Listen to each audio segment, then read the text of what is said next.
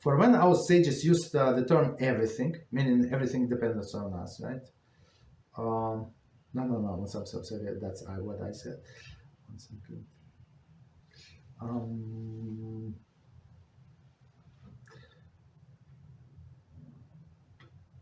Okay, one second. I'm looking for a word. Everything that we said before. 1 second.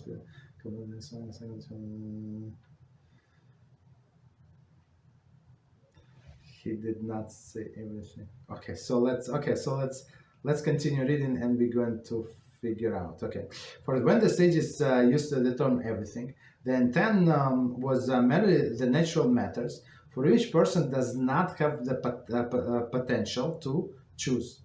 For example, will the person be tall or short? Will there be rain or drought? Will air be murky or clear?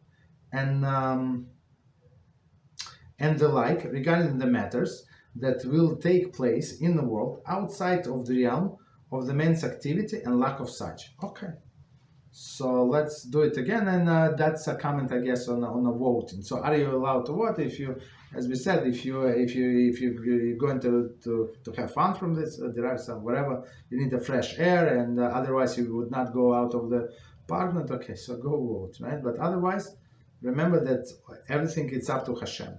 Right? And not except fear of HaShem. So one more time, I would say when our sages used the term everything, the intent was merely the natural matters for which the person does not have potential to choose. Right? So it's not up to choice. Will a person be tall or short? Will it be rain or drought?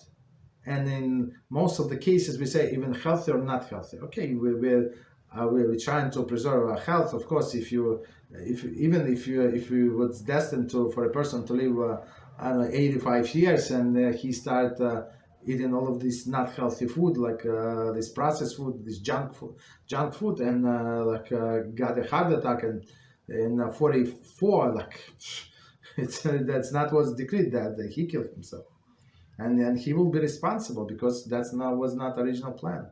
It's very interesting. We have to take care of our health. That's one of the things, right? Will be rain or drought. The air will be murky or clear.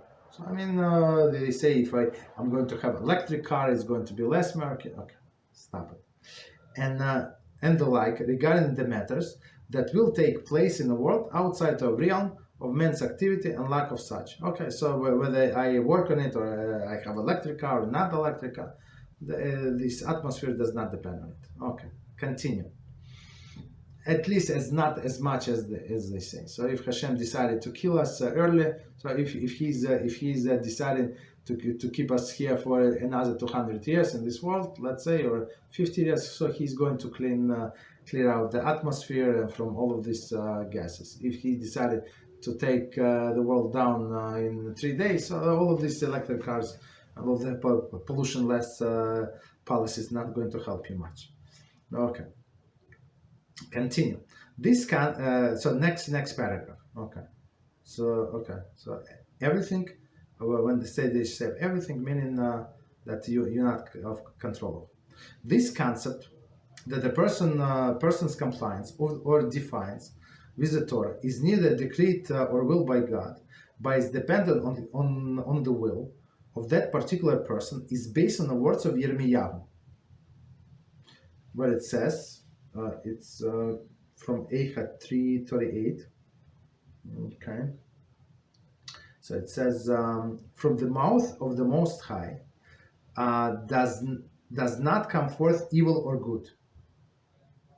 Evil refers to the wicked deeds, and good for good deeds. The prophet states that God does not decree that a person performs evil deeds or good deeds, and as such, it is truth, correct for a person to grieve over his performance of sins and shameful acts, for he willfully perform these wicked deeds.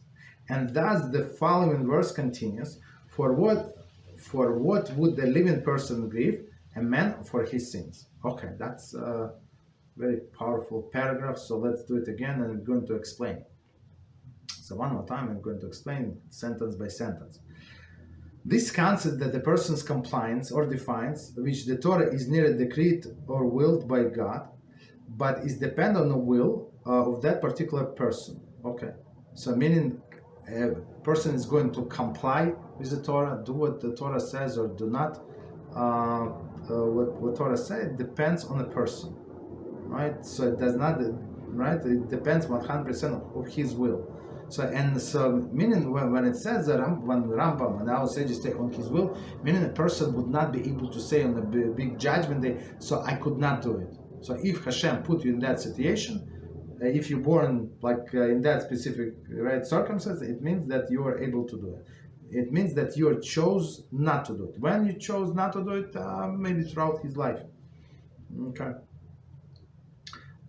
So 1 second, but that depends on the will of a particular person, is based on the words of Yirmiyahu, right? Where it says, from the mouth of the Most High does not come forth evil or good.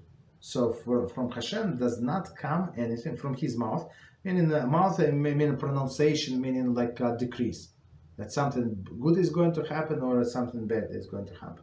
So many times people say, but how is it possible? It says decreed by Hashem. Yeah, decreed by Hashem, but what it was a reaction on our actions.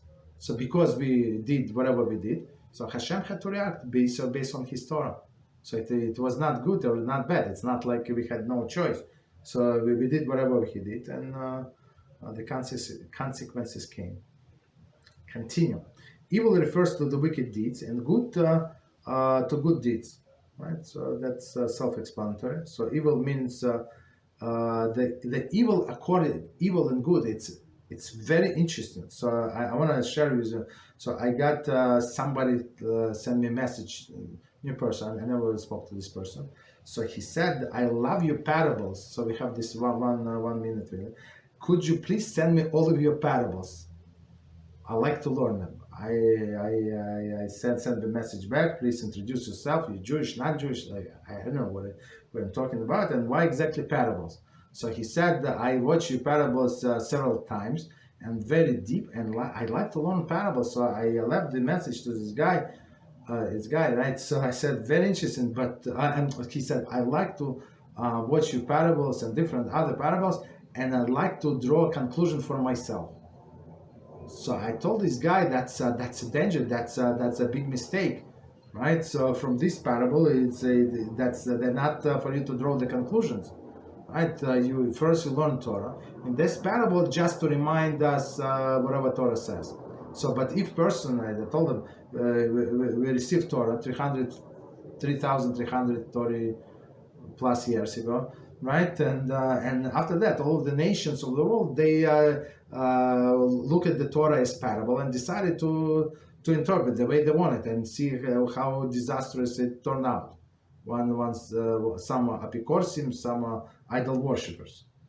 You understand? That's how people learn. So evil. So why am I saying this? So evil and good according to Hashem. So whatever Hashem says is evil. For example, driving on Shabbos is evil. So that's evil. Or touching one's wife when she's nida is evil. So that's evil, right? For a Jew. For a non-Jew, there is no problem whatsoever. They can be even together if they want to, right? But for a Jew, it is evil. So evil and good according to Hashem. Okay. Continue.